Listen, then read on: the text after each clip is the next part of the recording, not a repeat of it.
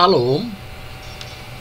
Salam, kita berjumpa lagi dalam renungan singkat Kristen, yang mana firman Tuhan terambil dari kitab Yohanes 5 ayat 19-47. Pada hari ini firman Tuhan terambil dari kitab Yohanes 5 ayat 19-47 dengan tema Yesus adalah Tuhan. Peringkup dari firman Tuhan hari ini adalah bagaimana Yesus membicara soal tentang kesaksian Dia. Mari kita baca Yohanes 5 ayat 19-47. Demikian firman Tuhan yang akan saya bacakan. Peringkupnya adalah kesaksian Yesus tentang dirinya. Maka Yesus menjawab mereka, katanya, "Aku berkata kepadamu, sesungguhnya anak tidak dapat mengerjakan sesuatu dari dirinya sendiri jikalau ia tidak melihat Bapa yang mengerjakannya. Sebab apa yang dikerjakan Bapa itu juga yang dikerjakan anak. Sebab Bapa mengasihi anak dan ia menunjukkan kepadanya segala sesuatu yang dikerjakannya sendiri. Bahkan ia akan menunjukkan kepadanya pekerjaan-pekerjaan yang lebih besar lagi daripada pekerjaan-pekerjaan itu, sehingga kamu menjadi heran.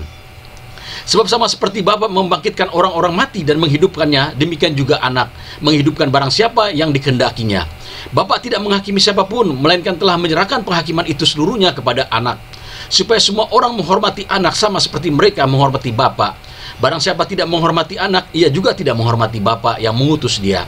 Aku berkata kepadamu, sesungguhnya barang siapa mendengarkan perkataanku dan percaya kepada Dia yang mengutus aku, ia mempunyai hidup yang kekal dan tidak turut dihukum, sebab ia sudah pindah dari dalam maut ke dalam hidup. Aku berkata kepadamu, sesungguhnya saatnya akan tiba dan sudah tiba bahwa orang-orang mati akan mendengar suara Anak Allah, dan mereka akan mendengarnya akan hidup. Sebab sama seperti Bapa mempunyai hidup dalam dirinya sendiri, demikian juga diberikannya anak mempunyai hidup dalam dirinya sendiri. Dan ia telah memberikan kuasa kepadanya untuk menghakimi, karena ia adalah anak manusia. Janganlah kamu heran akan hal itu, sebab saatnya akan tiba bahwa semua orang yang di dalam kuburnya akan mendengar suaranya. Dan mereka yang telah berbuat baik akan keluar dan bangkit untuk hidup yang kekal, tetapi mereka yang telah berbuat jahat akan bangkit untuk dihukum. Aku tidak dapat berbuat apa-apa dari diriku sendiri. Aku menghakimi sesuai dengan apa yang aku dengar, dan penghakimanku adil, sebab aku tidak menuruti kehendakku sendiri, melainkan kehendak Dia yang mengutus aku. Kalau aku bersaksi tentang diriku sendiri, maka kesaksianku itu tidak benar. Ada yang lain bersaksi tentang aku dan aku tahu bahwa kesaksian yang diberikannya tentang aku adalah benar. Kamu telah mengirim utusan kepada Yohanes, dan ia telah bersaksi tentang kebenaran. Tetapi aku tidak memerlukan kesaksian dari diri manusia, namun aku mengatakan hal ini supaya kamu diselamatkan. Ia adalah pelita yang menyala dan bercahaya, dan kamu hanya mau menikmati seketika saja cahaya itu. Tetapi aku mempunyai suatu kesaksian yang lebih penting daripada kesaksian Yohanes, yaitu segala pekerjaan yang diserahkan Bapa kepadaku, supaya aku melaksanakannya. Pekerjaan itu juga yang kukerjakan sekarang. Dan itulah yang memberi kesaksian tentang aku, bahwa Bapa yang telah mengutus aku. Bapa yang mengutus aku, Dialah yang bersaksi tentang aku. Kamu tidak pernah mendengar suaranya, rupanya pun tidak pernah kamu lihat, dan firman-Nya tidak menetap dalam dirimu, sebab kamu tidak percaya kepada Dia yang diutusnya. Kamu menyelidiki kitab-kitab suci, sebab kamu menyangka bahwa olehnya kamu mempunyai hidup yang kekal. Tetapi walaupun kitab-kitab suci itu memberi kesaksian tentang aku, namun kamu tidak mau datang kepadaku untuk memperoleh hidup itu. Aku tidak memerlukan hormat dari manusia, tetapi tentang kamu memang aku tahu bahwa di dalam hatimu kamu tidak mempunyai kasih akan Allah. Aku datang dalam nama Bapakku, dan kamu tidak menerimanya. Jikalau orang lain datang atas namanya sendiri, kamu akan menerima dia. Bagaimanakah kamu dapat percaya, kamu yang menerima hormat seorang dari yang lain dan tidak mencari hormat yang datang dari Allah yang Esa? Janganlah kamu menyangka bahwa aku akan mendakwa kamu di hadapan Bapa. Yang mendakwa kamu adalah Musa, yaitu Musa yang kepadanya kamu menaruh pengharapan. Sebab jikalau kamu percaya kepada Musa, tentu juga kamu akan percaya juga kepadaku, sebab ia telah menulis tentang aku. Tetapi jikalau kamu tidak percaya akan apa yang dituliskan, bagaimana kamu akan percaya akan apa yang kukatakan? Amin. Demikian firman Tuhan yang sangat luar biasa pada hari ini. Bagaimana Tuhan Yesus bersaksi tentang dirinya sendiri. Adalah baik bagi kehidupan kita mencatat riwayat hidup kita, apakah sebelum kita merencanakan atau sudah atau mau akan datang, supaya kita dapat mengerti apa arti kehidupan kita yang sebenarnya. Riwayat hidup itu ditulis oleh Tuhan Yesus bahwa Dia datang dari Bapa. Dikatakan juga pada ayat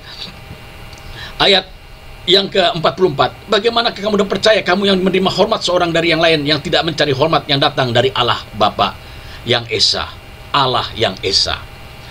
Dia bersaksi bahwa Dia datang dari Allah yang Esa. Allah yang Esa yang disebut oleh Tuhan Yesus itu adalah Bapaknya sendiri, Bapa surgawi, yang bagaimana kita pelajari dari setiap umat yang percaya bahwa Bapa surgawi adalah pencipta langit dan bumi, alam semesta, dan dialah pemilik segala sesuatunya, dan dialah yang menciptakan gunung-gunung, dia menciptakan cakrawala, dialah menciptakannya. Tetapi perlu kita tahu juga dalam kitab Yohanes pasal 1 dikatakan, pada mulanya adalah firman, dan firman itu bersama-sama dengan Allah. Dia dikatakan, dan firman itu telah menjadi manusia. Rupa manusia itu adalah Yesus Kristus sendiri. Karena kenapa dia disebut anak Allah? Karena dia datang dari Allah sendiri.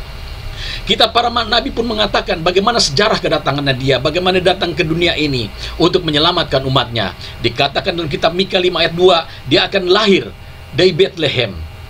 Dan itu dinyatakan ketika dia lahir di palungan, terjadi di Bethlehem, di Efrata. Begitu juga dikatakan juga dalam Mazmur, dikatakan bahwa dia adalah manusia yang dipilih oleh Allah untuk menjadi suatu kehendak menyelamatkan umatnya. Begitu juga dikatakan juga dalam kitab Yesaya 61 ayat 113 tentang dia.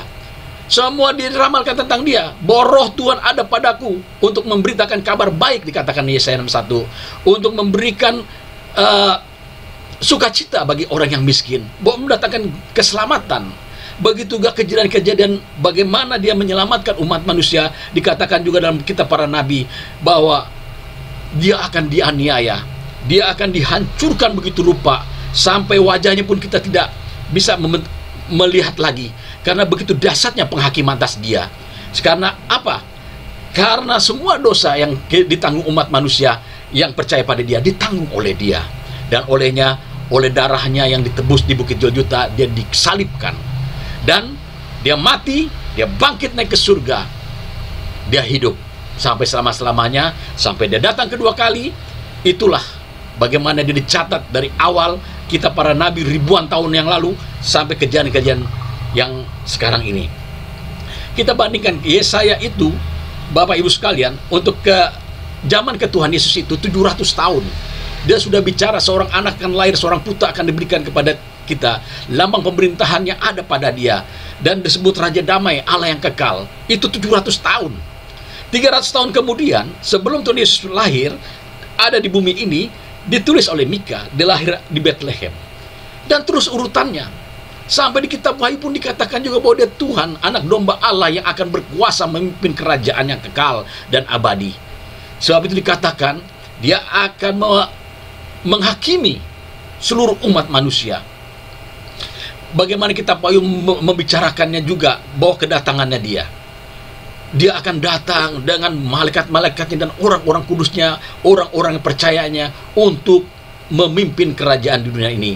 Dan tata Allah akan datang ke dunia ini.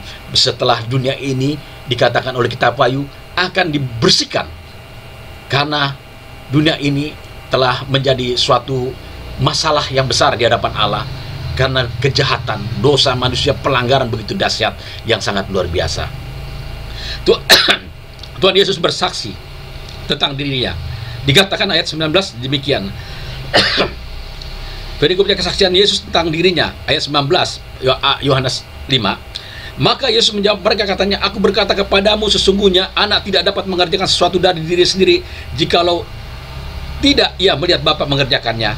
Sebab apa yang dikerjakan Bapa, itu juga yang dikerjakan anak. Sebab Bapa mengasihi anak, dan ia menunjukkan kepadanya segala sesuatu yang dikerjakannya sendiri. Bahkan ia akan menunjukkan kepadanya pekerjaan-pekerjaan lebih besar lagi daripada pekerjaan-pekerjaan itu, sehingga kamu menjadi heran. Kita tahu bagaimana ketika Tuhan Yesus bertemu dengan Musa dan Elia, dan di situ ada Petrus dan murid-muridnya. Dia lihat begitu luar biasa indah, dan Tuhan Yesus berubah rupa. Dalam arti bajunya bercahaya dan tidak ada di dunia ini. Begitu Musa pun juga, Elia pun ada. Dan seketika itu langit terbuka, dan ada suara yang besar dari Allah Bapa surga mengatakan, inilah anak yang kukasihinya, kepadanya lah aku berkenan, dan dengarkanlah dia. Ketika juga waktu dibaptis oleh Yohanes, pada saat waktu Yesus mau mulai mengerjakan pekerjaan apa yang diminta oleh Bapa di surga untuk mengerjakan penginjilan ini, untuk memberitakan kabar sukacita, dia dibaptis Islam. Ketika dia dibaptis Islam, kemudian datanglah burung merpati dan berkata, inilah anak yang kukasihinya, kepada dianya lah aku berkenan, dan dengarkanlah dia. kalau kita mendengarkan firman Tuhan, bagaimana Tuhan Yesus dalam kitab Matius dikatakan banyak membicarakan soal perumpamaan. Dan kitab Yohanes dia bicara, kalau kita baca dari urutannya, dia bicara belak-belakan tentang dirinya. Seperti tadi kita katakan, bahwa dia bersama dengan Bapa. Dia tahu bagaimana Bapa mengerjakan suatu pekerjaannya, karena dia bersama dengan Bapa. Dia juga berkata kan, sebelum Abraham ada, dia sudah ada. Sebelum kejadian dunia ini diciptakan, dia bersama-sama dengan Bapa. Pada mulanya adalah firman, dan firman itu bersama-sama dengan Allah, dan firman itu telah menjadi manusia. Ketika manusia itu jatuh dalam dosa, dikuasailah dunia ini oleh yang jahat, maka terjadilah manusia itu dapat mati oleh karena dosa, karena maut. Dan kita tahu di kitab Kejadian nanti yang dihancurkan terakhir adalah maut. Kerajaan maut akan dihancurkan pada kitab Wahyu pada Kejadian. Maka Tuhan melihat bagaimana dia berpikir untuk menyelamatkan umat pilihannya dia. Dalam kitab Kejadian, bagaimana diciptakan manusia begitu rupa, begitu indah, dan dihembuskannya napas dari dia, maka manusia itu hidup. Kita berbangga. Pemasmur mengatakan betapa dahsyatnya ketika aku dibentuk di rahim-rahimku, dibentuknya oleh Tuhan. Kejadianku dahsyat dan ajaib. Karena kita dahsyat yang sangat berharga di hadapan Tuhan, maka Tuhan mencari jalan keselamatan. Karena selama ini tidak dapat ditemukan untuk jalan keselamatan. Karena kenapa? Waktu zamannya Nuh, air bah terjadi, maka manusia semua dilenyapkan. Kemudian Sodom Gomora, bagaimana manusia itu selalu berbuat dosa, akhirnya dihancurkan, di bumi hanguskan. Bagaimana juga zaman Nimrod, manusia itu sombong, membangun gunung pencakar langit, dan mereka mau coba sampai ke langit. Akhirnya Tuhan menghancurkan, memecah belah bahasa mereka. Jadi satu sama lain tidak mengerti. Dan berulang-ulang kali, begitu juga kepada umatnya. 430 tahun Tuhan tidak muncul ketika umatnya di negeri Mesir menghadapi penganiayaan sangat dahsyat yang sangat luar biasa. Sampai adanya seorang namanya Musa, dan berkenan di hadapan Tuhan. Ketemu Musa dengan Tuhan. Bagaimana Musa melihat sucinya Tuhan. Bahkan ketika di Gunung Sinai dia naik mau ketemu dengan Tuhan, Alkitab mengatakan, Musa, tanggalkan kain kusutmu, karena yang kau pijak itu adalah tempat yang kudus. Sampai ketika Musa pun pengen melihat Tuhan, Tuhan pun menutupi dirinya dengan gunung ketika dia lewat. Karena begitu sucinya. Sebab mengapa? Karena kalau kita melihat Tuhan kita berdosa, maka kita mati. Sucinya. Maka tidak ada lain dan keselamatan diberikan anaknya, yaitu Yesus Kristus Tuhan. Kita tahu bagaimana ketika bangsa Israel itu dikeluarkan dari Mesir, dan mulai ada tabut perjanjian, dan mulai ada kemah untuk ibadah, dan kemudian ada aturan-aturan ibadah, dan ada hal-hal firman Tuhan, titah-titahnya yang harus ditepati dan tidak boleh dilanggar. Karena begitu sucinya, tidak akan ada mampu manusia masuk dalam hal-hal kekudusan di hadapan Tuhan. Kita tahu bagaimana juga Alkitab mengatakan kita diangkat tabut perjanjian, yang orang tidak berkenan maka mati orang itu. Bagaimana juga orang masuk dalam ke kemah perjanjian untuk ditebus dosa, dia harus mengorbankan domba-domba, banyaknya domba-domba. Akhirnya Tuhan merencanakan puluhan ribu tahun dari awal direncanakan, anaknya harus datang.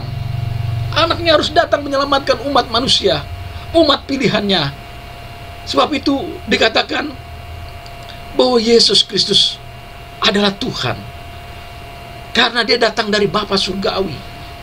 Dan ketika Maria didatangkan oleh malaikat Tuhan, berkatalah, wahai Maria, anak yang kau kandungi adalah dari Roh Kudus, dari Allah Bapa sendiri, benih hijau itu. Dan Maria berkata, apa yang kendaki terjadilah kepadaku, karena aku adalah seorang hamba. Maka terjadilah. Dan Tuhan Yesus itu kita tahu bagaimana polanya sama dengan Tuhan. Ketika Tuhan berkata kepada penciptaan langit, jadilah terang, maka jadi. Jadilah gelap, makalah jadi. Cakrawala jadi, makalah jadi. Dan dia berkata kepada orang sembuh, orang yang sakit, angkatlah tilammu dan berjalanlah, maka berjalan. Dosamu telah diampuni. Dan bahkan dia juga, dia menciptakan. Dia adalah pencipta. Ketika saat perkawinan di Kana, Alkitab mengatakan perkawinan di Kana, air berubah jadi anggur. Itu penciptaan, Bapak Ibu sekalian. Bukan perkara mukjizat itu penciptaan. Dia cipta air menjadi anggur. Bayangkanlah 6 gentong yang disiapkan itu, air, ketika dia masih muda, dia ciptakan menjadi anggur. Sampai orang pesta perkawinan itu kaget bahwa anggur ini sehat yang luar biasa. Dan ketika orang buta yang sejak lahir, dia tidak ada bola matanya lagi. Sejak buta, dia aduk-aduk tanah, dia ciptakan bola mata. Dia ciptakan mata itu akhirnya dapat melihat. Babiskan, dia banyak sekali menciptakan. Dia ciptakan juga ketika makan 5.000 orang roti dengan 2 ekor ikan dan 5 roti. Dia ciptakan untuk 5.000 orang makan. Itu penciptaan, bukan mukjizat. Kalau mukjizat kesembuhan, banyak orang lumpuh dapat berjalan, orang timpang dapat berjalan, dan segala penyakit sakit apapun. Bahkan mertua Petrus pun ketika demam, dipegang sentuh aja sembuh. Orang mati pun dibangkitkan. Seperti di kota Naim, ada seorang janda, dia mempunyai seorang anak, akhirnya udah digotong lah kayak kerendak, diangkat supaya dikuburkan. Tetapi pada saat keluar kota itu dikatakan Alkitab, Tuhan Yesus ada di situ. Dia masgu, dia kesian. Maka dia bilang, stop, tunggu, anakmu hidup. Maka apa yang terjadi? Anaknya hidup. Itu mukjizat. Ketika Lazarus mati, Lazarus adalah saudara Maria dan Marta. Sudah 4 hari, udah bau busuk 4 hari, saudara sekalian. Walaupun itu kalau zaman dulu kan belum ada balsam, belum ada pengawet tubuh. Langsung 1 hari itu udah pasti bau, apalagi 4 hari. Dia bilang, buka kuburan itu, karena kuburan itu pada saat itu hanya digelindingkan dengan batu, ditutup dengan batu, gua-gua. Belum zaman sekarang nih ditaruh tanah, karena pada saat itu begitu.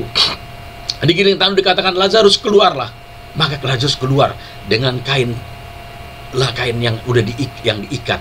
Akhirnya dibukakan semua, akhirnya dia hidup kembali. Itu mukjizat. Ketika badai juga melanda waktu dia tidur, itu mukjizat. Dia bilang, badai stop. Itu mukjizat. Tetapi penciptaan, Alkitab mengatakan banyak sekali dia ciptakan. Bahkan dia juga menghentikan pohon ara ketika dia lapar. Alkitab mengatakan sangat laparnya dia, karena dia 100% manusia, 100% Tuhan. Dia lapar, dia ngalami lapar, dia ngalami sedih, dia ngalami sukacita, dia ngalami segala sesuatu. Makanya dia tahu manusia itu banyak kelemahan dan harus segera ditolong. Dan dikatakan pohon ara, mulai saat sekarang engkau tidak lagi berbuah. Mati, Bapak sekalian. Dia mati sampai ke akar-akarnya. Begitu juga pengaruhnya juga sangat luar biasa sampai ke Petrus pun, ke perkara dengan Ananias dan Safira. Dia katakan, Ananias, mengapa engkau mendukakan Roh Kudus maka mati? Jadi bukan perkara membangkitkan mukjizat, menciptakan, tapi dia juga menghakimi. Maka dikatakan pada ayat 40 dikatakan tadi bahwa dia akan menghakimi umat manusia. Dia akan menghakimi karena penghakiman dia adil. Bapak sekalian, kita tidak mungkin kalau kita tidak berserah kepada dia, minta pengampunan dosa kepada dia. Karena Alkitab berkata 700 tahun yang lalu, Nabi Yeremia berkatakan, Yesaya mengatakan, merahkah seperti keriting akan putih seperti salju, kotorkah seperti kesembuh akan putih seperti domba. Pemazmur mengatakan, berbahagialah orang diampuni dosanya dan lupakan segala pelanggarannya. Tidak ada lain jalan keselamatan, hanya Tuhan Yesus yang bisa mengampuni dosa kita.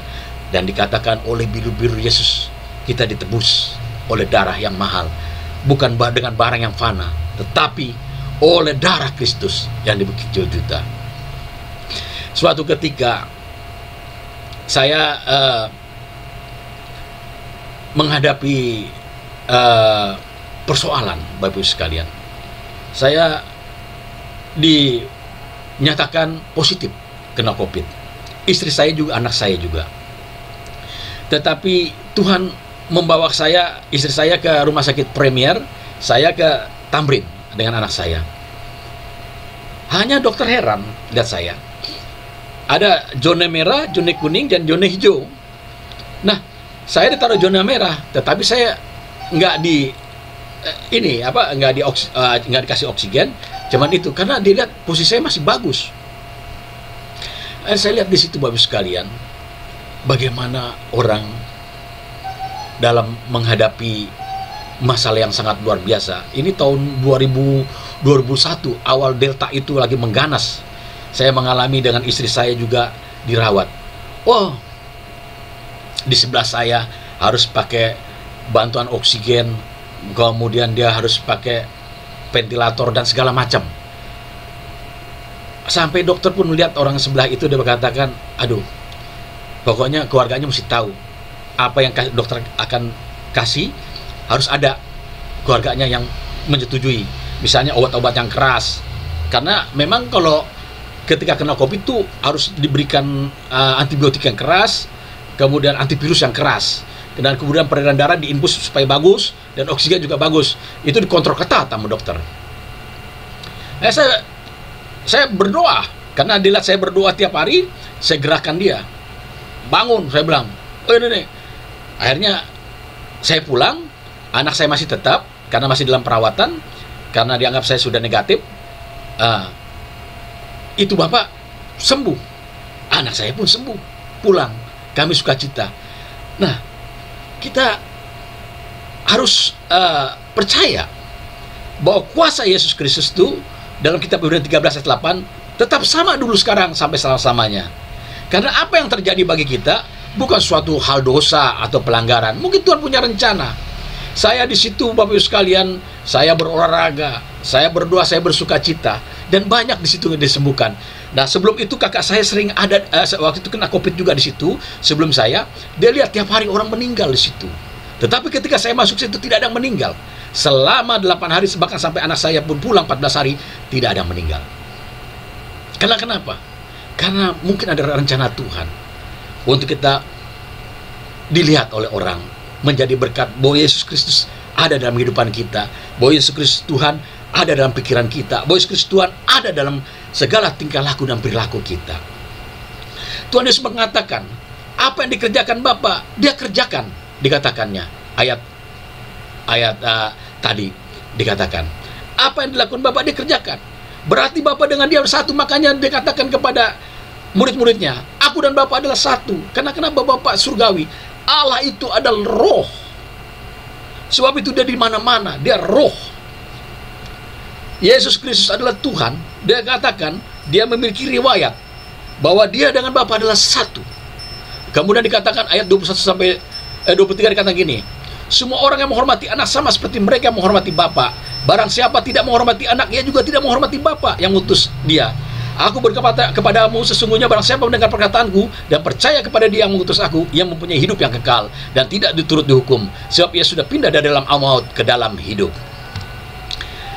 Kita kalau dalam Kristus, dikatakan kita mengaku bahwa Tuhan, kita telah berubah dari orang yang akan mati selamanya menjadi hidup yang kekal.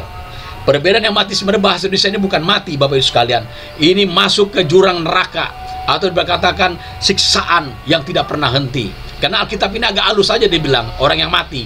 Kalau yang hidup itu tidak lain, naik ke surga. Kita mengerti bahwa kepada kejadian pertama puluhan ribuan tahun yang lalu, dari abad ke abad, manusia itu mati di lembah kekelaman. Hanya 2 yang naik ke surga, yaitu Alkitab mengatakan Elia dengan Enoh. Yang lainnya tidak. Daud pun sendiri berkata, sekalipun aku dalam lembah kekelaman, aku tidak takut bahaya, sebab engkau menyertaiku. Mazmur 23 dikatakan itu. Berarti semua dalam lembah kekelaman, orang-orang kudusnya, nabi-nabinya semua. Hanya Elia dan Enoh dia naik ke surga. Bahkan saya percaya Musa pun juga akan naik ke surga, tetapi Alkitab mengatakan dia dikuburkan. Karena begini, ketika Musa akan menyeberang kepada tanah perjanjian, dia umur sudah 120 tahun. Maka Tuhan membawa dia ke gunung untuk melihat mana tanah-tanah yang diperjanjikan. Dibuka sama Tuhan. dataran ini, dataran itu, dataran ini, inilah yang kujanjikan, banyak madunya dan susunya untuk kepada umatmu. Tapi engkau tidak, karena emang udah umur. Tapi umat pilihan itu dibawa oleh Yesaya untuk menyeberang ke tanah Kanaan. Bapak sekalian, saat Tuhan Yesus mati di Bukit Golgota, dia berkata, Elo, Elo, lama sabatani. Maka dikatakan dalam kitab Matius, kuburan-kuburan orang kudus terbuka dan naik ke surga langsung. Jadi pada saat Tuhan Yesus mengatakan dia menyerahkan nyawanya, maka terbukalah kubur-kubur itu. Alkitab yang mengatakan naik ke surga. Dan kalau sekarang tidak lagi.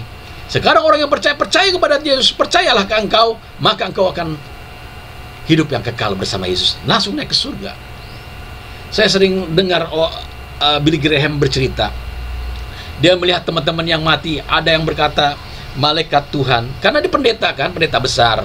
Dia selalu berdoa juga bagi orang juga yang mau kritis, bukan yang sembuh saja, tapi yang kritis, sudah ICU, sudah waktunya mungkin, udah merasa juga. Dia dengar kesaksian sendiri, Bill, ya sebentar lagi saya akan dijemput oleh malaikat karena dia sudah ada. Akhirnya meninggal. Ada lagi juga orang yang dikasihinya dia bicara, Bill, aku telah mendengar musik-musik yang indah sekali, belum ada di dunia ini. Maka diterangkan surga. Saya juga pernah ceritakan bagaimana Paul Yonggi Cho punya seorang karyawan, Mr. Kim. Ini memang jadi satu patokan yang sangat luar biasa. Ketika istrinya mati, akhirnya dikubur.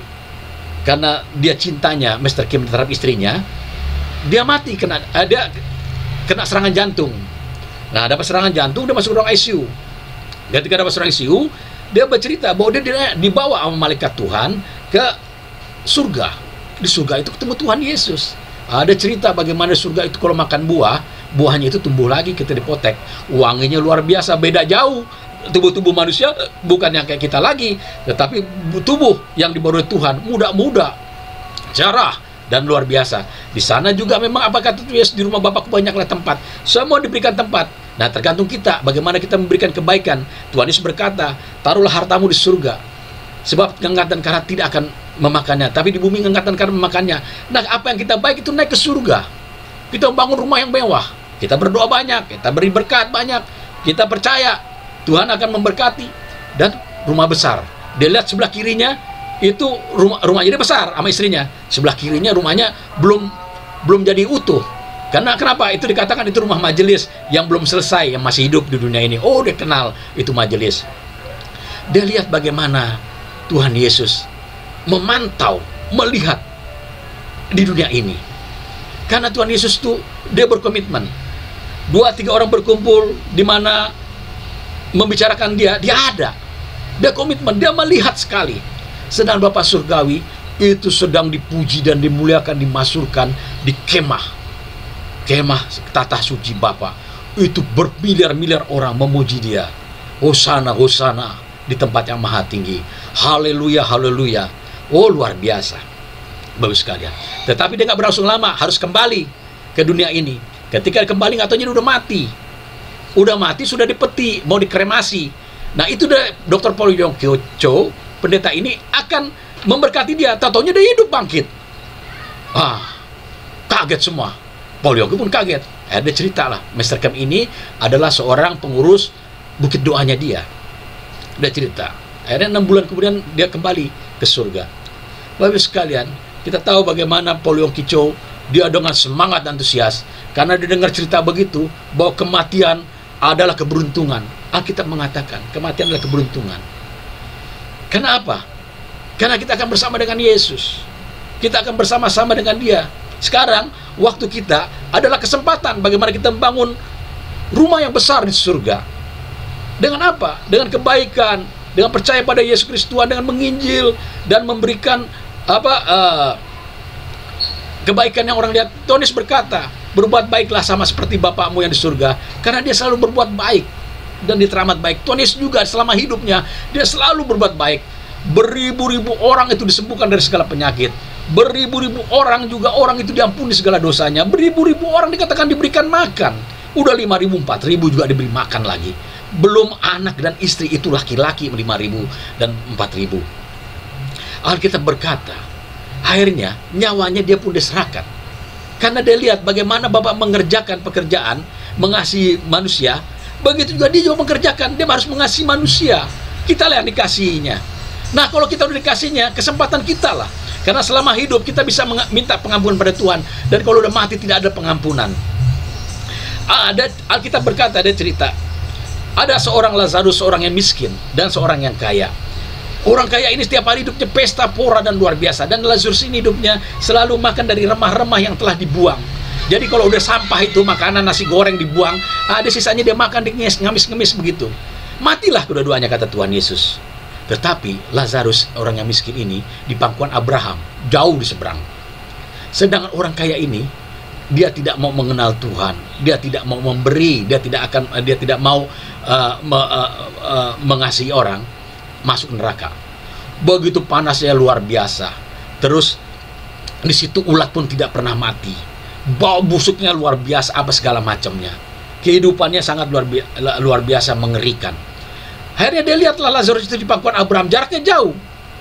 Kemudian dia berkata apa? Alkitab mengatakan, Lazarus, dia kenal sama Lazarus ini, orang miskin ini, berikanlah secegak air aja, segelas air, supaya aku agak segar, karena di sini panas dan tidak pernah ada air yang segar. Tetapi Bapak Abraham berkata apa?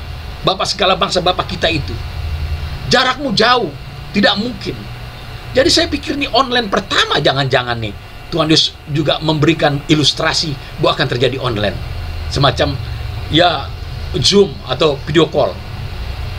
Akhirnya karena tidak bisa, orang kaya ini berkata kepada Bapak Abraham, Lazarus, tolonglah ke keluargaku diberitahukan bahwa fakta bahwa kematian, setelah kematian itu tidak ada jalan lain, duduk di pangkuan Abraham, Bapak Abraham, atau mati yang sangat mengerikan. Bapak Ibu sekalian, tidak ada jalan lain, hanya Yesus Kristus Tuhanlah.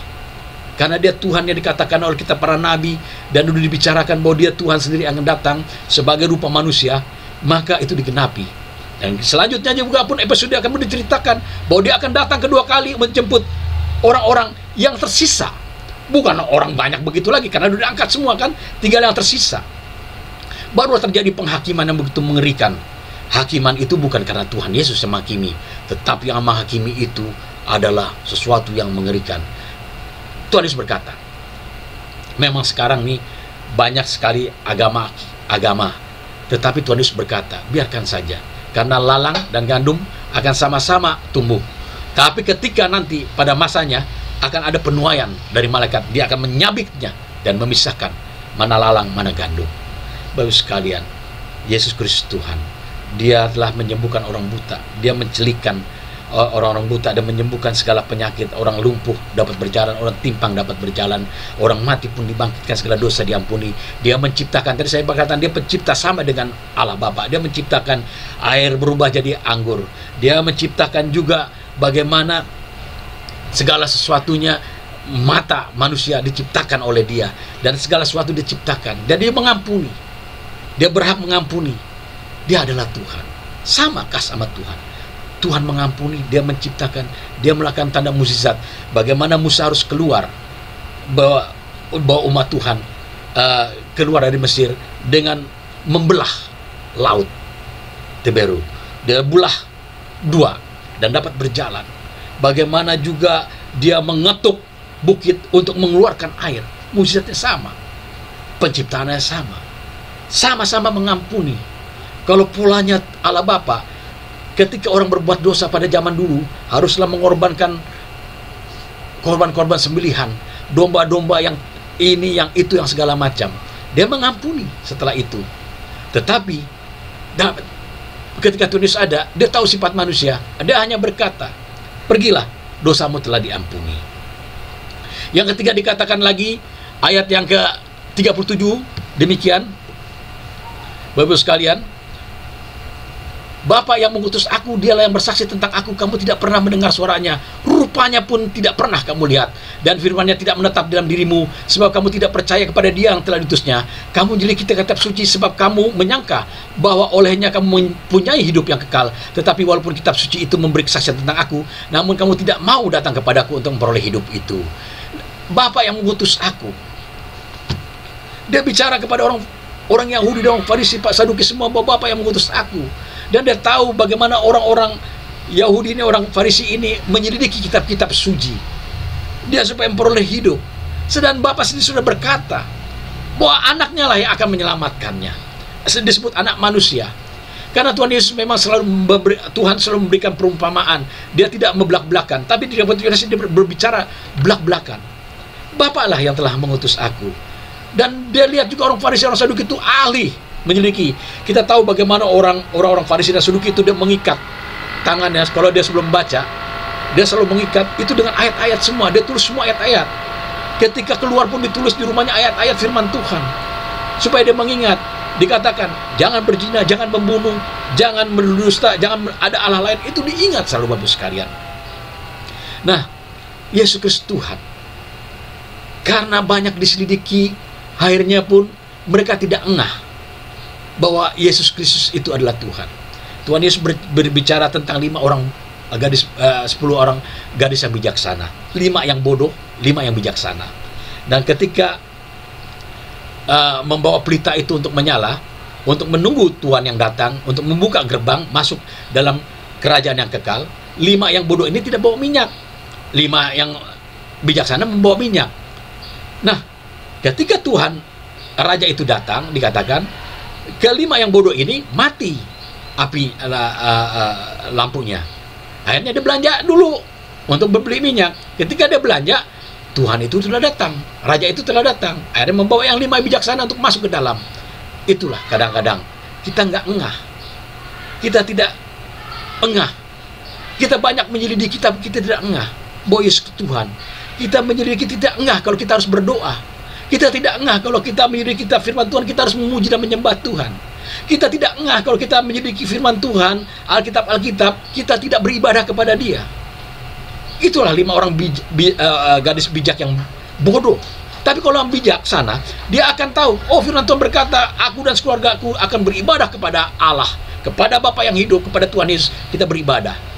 Oh, hanya Tuhan Yesus yang menyembuhkan segala penyakitku. Maka dalam nama Yesus Tuhan, ulurkanlah tanganmu dari surga itu, menyembuhkan aku. Maka terjadi. Dan dikatakan juga lebih beris kita disembuhkan. Kita harus menjadikan kekuatan dalam kehidupan kita menjadi rema. Bahwa Yesus berkatakan tadi, dikatakan engkau menyelidiki tapi engkau tidak mengah, engkau tidak mengerti. Sedangkan Tuhan Yesus berkata, balok yang depan mata engkau tidak tahu, tapi jarum yang di ujung pulau engkau dapat melihat. Oh, itu jarum, tapi balok depan engkau nggak ngeh. Engkau berkata, oh aku telah baca firman Tuhan, tapi engkau tidak berdoa. Aku telah baca firman Tuhan, tapi engkau tak memuji menyembah Dia, tidak berserah kepada Tuhan. Engkau telah baca firman Tuhan, tapi engkau tidak beribadah dan rasa takut kepada Tuhan dan tidak pernah berserah. Sia-sialah seperti 5 gadis yang bodoh itu.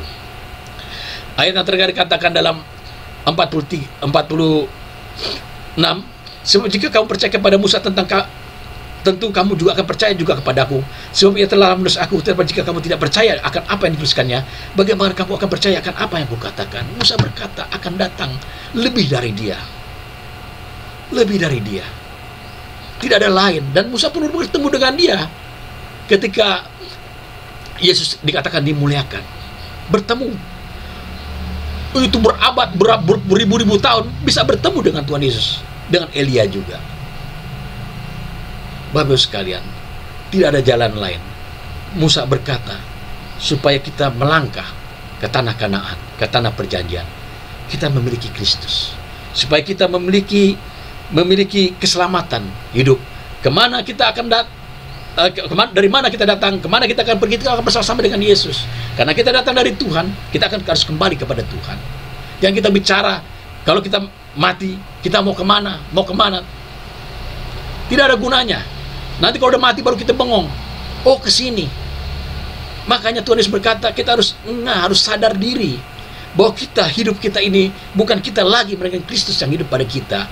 Bahwa kita datang dari Tuhan, kita harus kembali kepada Tuhan, dan kita akan bersama-sama Tuhan untuk selama-lamanya. Karena hidup kita ini bukan milik kita, tapi milik Kristus yang ada pada kita. Paulus berkatakan, menjadilah, milikilah pikiran Kristus. Supaya kita bersama-sama dengan Kristus, kita dapat bersekutu, kita dapat bersama-sama memuliakan Dia, beribadah kepada Dia, memuji Dia, menyembah Dia, dan berdoa. Dan itulah menjadi berkat bagi kita, bahwa Yesus Kristus adalah Tuhan, bahwa Dia datang, telah dinubuatkan oleh nabi-nabi, dan telah dibicarakan oleh firman-Nya, di mana Dia datang, dan di bagaimana Dia ada, dan bagaimana kejadian hidupnya, semua dituliskan, sampai Dia pun menjadi seorang raja damai. Dan begitu juga tentang kematiannya dan naiknya Dia ke surga. Di semua dikatakan. Pemasmur mengatakan, duduklah sebelah kananku, dan aku akan menundukkan semua musuh-musuhmu. Tuhan Yesus sudah di surga, duduk di sebelah kanan Allah Bapa di surga. Dan Tuhan Yesus berkata tentang riwayat hidupnya. Kita harus juga menulis juga tentang riwayat hidup kita. Dan saya senang sekali kalau orang Batak itu menuliskan riwayat hidupnya. Dia lahir di sini, dia pernah sekolah di sini, dia pernah memiliki keluarga di sini, dan punya anak cucu dan segala mantu. Perlu kita mencatat riwayat hidup kita. Dan Yesus menuliskan dalam kitab Yohanes 5 ayat 19-47 bahwa Dia menuliskan riwayat hidupnya. Dia bersama-sama dengan Bapa pada mulanya, dan Dia tahu apa pekerjaan Bapa. Bapa itu adalah, katakan, Allah yang Esa, dikatakan dalam Alkitab tadi. Dan Dia bicara bagaimana Bapa mengerjakan. Dia bicara juga bagaimana Dia ada, bagaimana Dia datang. Bapak-Ibu sekalian, riwayat hidup ini menyatakan bahwa Dia adalah Tuhan, karena Dia bersama-sama dengan Bapa, bahwa Dia bersama dengan Bapa karena Dia datang dari Bapa surgawi. Puji Tuhan. Demikianlah firman Tuhan pada hari ini, kiranya memberkati. Bapak sekalian, dalam renungan singkat Kristen ini selalu ada doa. Jika ada yang sakit kanker, sakit lever, sakit apa, firman Tuhan berkata, mintalah akan diberi, kutuk itu akan dibukakan, cari akan mendapatkan. Dan dikatakan juga, marilah kepadaku yang letih seru berat, aku akan berikan kelegaan. Marilah, dua orang sekumpul saat ini Tuhan hadir, dan orang benar berdoa, besar kasih doa itu. Jangan kita percaya. Kalau ada sakit, beban, masalah perkembangan hidup, beban kepikiran hidup, kita bawa ke dalam Dia. Mari kita tundukkan kepala, kita berdoa. Bapa dalam surga, terima kasih untuk firman-Mu, bahwa kami telah membaca dan merenungkan bahwa riwayat hidup-Mu adalah Engkau adalah Tuhan sendiri, bahwa Engkau telah menjadi juru selamat kami, menjadi kehidupan bagi kami, dan menjadi kekuatan bagi kami, dan bertatalah dalam kehidupan kami. Milikilah kami menjadi milik Engkau, seperti Engkau milik Bapa surgawi, dan Engkau adalah milik kami. Menurut Tuhan Yesus yang bertata di kerajaan surga, kami juga berdoa juga, jika hari ini juga ada yang sakit, mungkin ada sakit kelemahan tubuh, sakit lever, kanker, sakit tumor, sakit COVID, atau sakit apapun juga, dan kami percaya firman berkata, apa yang diminta akan diberi, ketuk pintu akan dibukakan, cari akan mendapatkan. Dan firman berkata dalam kitab Ibrani 13:8 bahwa Yesus Kristus tetap sama dulu, sekarang, sampai selama-lamanya. Dan marilah kepadaku yang letih seberat berat, aku memberikan kelegaan.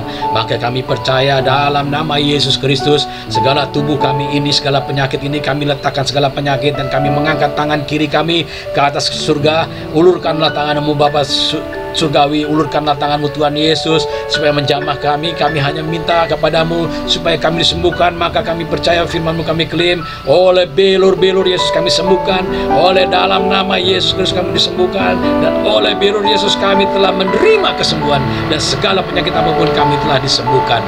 Terima kasih ya Bapa surgawi, terima kasih ya Tuhan Yesus, terima kasih ya Roh Kudus. Hari ini kami berdoa juga untuk beban pergumulan, beban kepicikan hidup, beban pergumulan karir masa depan, kami bawa ke dalam rencana dan kehendak-Mu. Tuhan, bukakan jalan kelepasan, kelegaan, damai, sejahtera, dan sukacita. Biarlah Kau memberikan keberuntungan, keberhasilan, anugerah. Tuhan, biarlah Engkau memberkati kehidupan umat-Mu pada hari ini. Berkati rumah tangganya, berkati Tuhan jodoh masa depan. Kami berdoa juga untuk mereka yang baru menerima Yesus Kristus Tuhan sebagai juru selamat. Tambahkan iman mereka Tuhan, biar makin bertumbuh iman mereka, dan bersekutu untuk beribadah dan memuliakan Tuhan, menjadi berkat. Banyak orang dimenangkan lewat kepribadian mereka. Hari ini kami berdoa untuk gereja-gereja di seluruh Indonesia ini, biar bertumbuh dan semakin meluas di Indonesia ini. Dan pada hari ini kami berdoa untuk bangsa negara Indonesia ini, berkati pimpinan tertinggi sampai terendah, baik itu presiden, wakil presiden, para menteri, para gubernur, wali kota, bupati, camat, RT, RW, lurah, kepala desa, dimanapun mereka Semoga Tuhan berkati, berikan hikmat, marifat, dan damai sejahtera Allah dan salam memberkati mereka. Dan pada akhirnya Tuhan, kami juga berdoa supaya Injil diberitakan di seluruh Indonesia ini, seperti yang berkata Injil diberitakan dari Yerusalem, Yudea, Samaria sampai ke ujung dunia. Bahwa setiap mulut bertulut, setiap lidah mengaku bahwa Tuhan bagi kemuliaan Bapa di surga. Diberkatilah bangsa negara Indonesia ini, dan dihalaukannya semua dari mara bahaya, dimusnahkannya segala penyakit, wabah-wabah, dan dihancurkannya, dan kuasa Tuhan menyertai bangsa negara Indonesia ini, dan damai sejahtera Allah berkati kami. Bagi mula segala puji, hormat, dan syukur di dalam nama Tuhan Yesus kemudian sekalian. Amin. Tuhan memberkati.